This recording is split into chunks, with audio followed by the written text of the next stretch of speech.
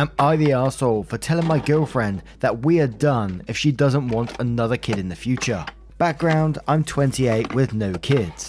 My girlfriend is 26 and has an 8-year-old son from her previous relationship. She was with the guy since they were kids, but when she got pregnant, he dropped the ball. She had it pretty hard during the early years, and it was a huge struggle for her to balance work, school, and her son. She made it work and is now in law school. The kid's dad made a change about 3 years back when his own father died and has since been helping. We've been together for a year and 2 months and I really do love her. However, when we first got together, she did mention that she doesn't see herself having other kids because it was incredibly hard. She values her time alone when her kid is away, and she wants to travel with her son, being that he's bigger now. Also, that she has a school-aged kid and doesn't want to start over with an infant. We were too early for me to complain about it or try to change her mind. It wasn't brought up again for some time. Fast forward to last night. We were watching something and I mentioned that my co-worker has left work to have her 4th kid. She said that she couldn't imagine having that many kids. I got a little offended, being that my parents had 5. She told me that's what worked for my parents, but it wouldn't work for her. I asked why and she listed the reasons above, and that 4 kids is just excessive. I tried to reason it down to 3 or even 2. She said she doesn't want any children, but her son. The way I see it, the only reason it was so hard was because of her age when she first had him. My logic is that any future children we produce will be secure and she won't be alone or have to struggle. For background, I have 4 siblings, while she has 1 sister who lives in another state. She doesn't understand how important siblings are.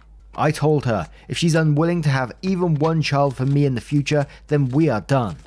She agreed and said we are done then, and I'm incredibly hurt. This is a hill she's willing to die on. She's super smart but so hard-headed. No matter what I said all night, she wouldn't hear it or budge her views at all. I'm hurt because I made the empty threat and she very easily went through with it. I'm not feeling valued at all. I love this woman and the thought of us having an expiration date kills me. I want to marry her and have kids with her and she's just uninterested. She also said I was being an asshole and not taking her experiences into account when I totally am. I acknowledge how hard it was for her, which is why I think she would have a totally different experience if she tried again. She's not 18 anymore and will have me by her side. I want her back but don't know what to say. She seemed very certain when she agreed to the breakup. Please tell me, am I the arsehole? I, 21 male, have been looking for my sister, 18 female, since 2014. I found a way to contact her last night, but I'm not sure how to do it. My parents got divorced in August of 2014. It was a messy fucking divorce, one of the worst I've ever known, and I know quite a few of my friends' parents. My mother took half of my dad's savings, half of his pension. He had just retired after 11 years in the army, plus 25 years in the police. She was cheating medical benefits during this time. Half of the house, the mortgage on which she never contributed to, and even tried to get half of the compensation my dad was awarded after being hit by a car. ICU, medically induced in coma, plus in various hospitals and rehab centers from November 2015 to January 2016. Yes, the divorce took almost 2 years. Long story short, she bankrupted my dad. We were on the verge of homelessness for a while. He spiraled into depression, which dragged me into depression. Things were fucking bad for us. She also tried to use me and my sister as a weapon against him. She moved to Surrey, a place near London, 200 miles from where we were living at the time, to be with the man she was cheating on my dad with. My sister, 14 at the time, went with her. My mum tried to make me come too. I wasn't no contact at this point, but I had just started a software development apprenticeship at the time, so I stayed with my father. Things were okay. I even went down to Surrey to see them. It was when I was down there that I overheard my stepfather chatting shite about my dad, a man he had never met, calling him worthless, good for nothing, not a real man, was thrown in there a couple of times.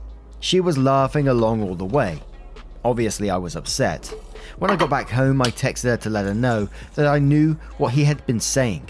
This led to a barrage from her side, telling me never to talk or attempt to contact her, my stepfather, or that this is the only thing that killed me, my sister. I happily obliged with the first two. I carried on talking to my sister through Facebook, saying things like, "I will never not love you, you'll always be my sister." She said similar things back and said she missed me. I went to message her one day and she had blocked me. I got a text from her saying that the way I spoke to mum and stepfather was disgusting and that they have been nothing but amazing to me and her. When I first read it, I thought it was weird. When my dad got the exact same text word for word, despite not saying anything to either of them, I knew it was my mother pretending to be my sister. I texted her back something along the lines of, "Your bullshit has always been easy to see through," with mum's name. I didn't get any message back. Now's not the time to go into it, but after many a drunken conversation with my dad, I found out my mum was emotionally abusive and a total narcissist. When she found out, I tried to end myself. She mentioned in a letter to another family member that I should have tried harder. I never wanted anything to do with her again. The issue at hand. As mentioned above, my father was bankrupted. He had no money left to fight for custody of my sister. I know he'd do anything to see her again. Going through courts is no longer an option. We don't know where they live, we don't have the money, fuck, we don't even know if any of them are still alive. Until yesterday, my girlfriend and I were scouring the web for any online presence of them, when she found a Facebook profile for my sister that was created around 2 weeks ago.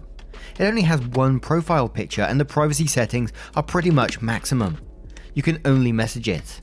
She sent me a link to it and I'm blocked. However, given what happened with the text message a few years back, I'm inclined to believe that's in part due to my mother.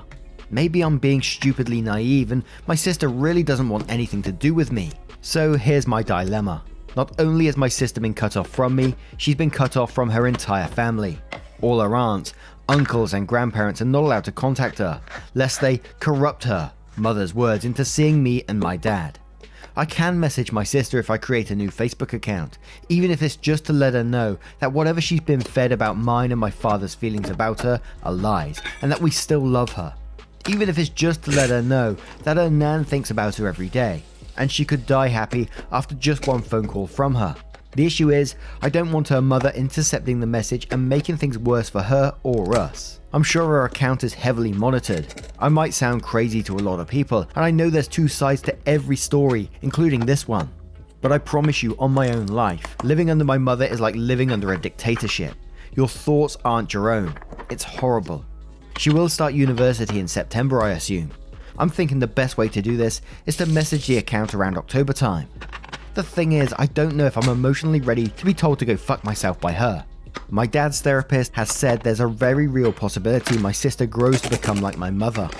Part of me is ready to accept that fact disclosure. Part of me wants to believe that would never happen, and part of me thinks I should just leave it alone. I'm really at a loss for what to do. For 4 years I've been looking for her. Now I finally found her. Or at least an online presence of hers. I really don't want to fuck anything up. What's the best way to go from here? My wife is from Ohio, and I'm from Puerto Rico, and we met in a rift in time, I think. I'm not sure how else the universe could have got us in the same place at the same time. But anyway, we talk about our upbringings a lot, and one day she asked me, when did you learn the tooth fairy wasn't real? And I was like, I don't know a tooth fairy. And she's like, oh, you guys didn't have a tooth fairy in Puerto Rico? And I'm like, no, we had a thing that took teeth. Don't worry about that. But ours wasn't a fairy, he was a tooth mouse. Do you know him? And she's like, a tooth mouse? And I'm like, yeah, a magic Latin tooth mouse. And he, would crawl in under your pillow and take your teeth and leave you money behind, like his American fairy counterpart.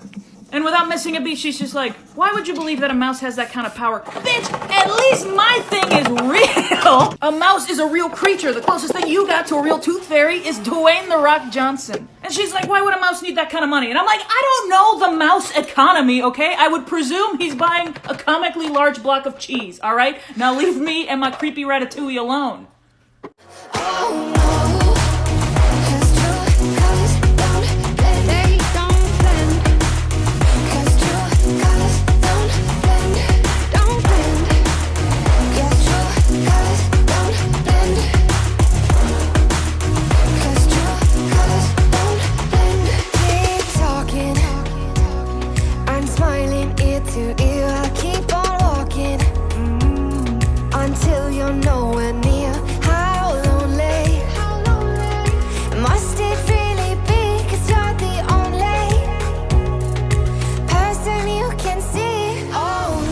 Bye guys, thank you for watching, I love you guys so much. Please like and subscribe to see more great videos. See you again.